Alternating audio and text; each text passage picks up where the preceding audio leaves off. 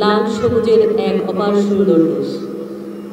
আমি আজ এই স্বাধীনতা দিবসে সশস্ত্র চিত্রে স্মরণ করছি সেই শহীদদের, যাদের বুকের তাজা রক্তের বিনিময়ে আমরা পেয়েছি সুমহান স্বাধীনতা। সেই শহীদদের স্মরণ করছি যাদের তাজা রক্তের বিনিময়ে আমরা আমাদের মাথা উঁচু করে দাঁড়াবার আজকের এই স্বাধীনতা উপভোগ করছি। একই সাথে স্মরণ করছি জুলাই আগস্ট অভ্যুত্থানে যারা শহীদ হয়েছে, যারা বুক মেলে দিয়ে অন্যায়ের বিরুদ্ধে সোচ্চার হয়েছিল, যারা অধিকার আদায়ের সংগ্রামে তাদের ত্যাগ এবং তিতিক্ষার পরিচয় দিয়েছে। জুলাই আগস্ট অভ্যুত্থানের সেই শহীদদের প্রতি আমার কৃতজ্ঞতা প্রকাশ করছি। প্রিয় পৌরবাসী, আজ থেকে 5 মাস 16 দিন পূর্বে এক বৃষ্টিস্নাত দিনে আমি এই জনপদে এসে দায়িত্ব গ্রহণ করেছি। বৃষ্টিস্নাত সেই দিনে যখন আমি প্রবেশ করি, কৃষি নির্ভর সবুজ শ্যামল এই সুন্দর প্রকৃতি আমাকে অভিভূত করেছিল। আমি দেখেছি এই জনপদ তারা একেবারেই সহজ সরল এবং শান্তিপ্রিয়। সেই থেকে এই পৌরসভায় পৌর মেয়রের পদে প্রশাসক হিসেবে দায়িত্ব গ্রহণ, উপজেলা পরিষদের প্রশাসক হিসেবে দায়িত্ব গ্রহণ, ভূমি অফিস সহ 2 শতাধিক শিক্ষা প্রতিষ্ঠানের দায়িত্ব নিয়ে আজ আমি অতিবাহিত করছি 5 মাস 16 দিন।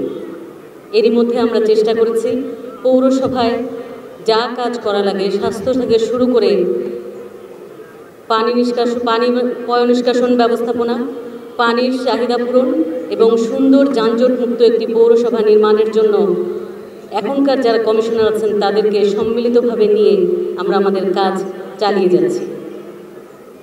প্রিয় উপজেলাবাসী, এই উপজেলায় আমি জানি এই সবুজ শ্যামল প্রকৃতির মানুষ খুবই শান্ত এবং সুন্দর।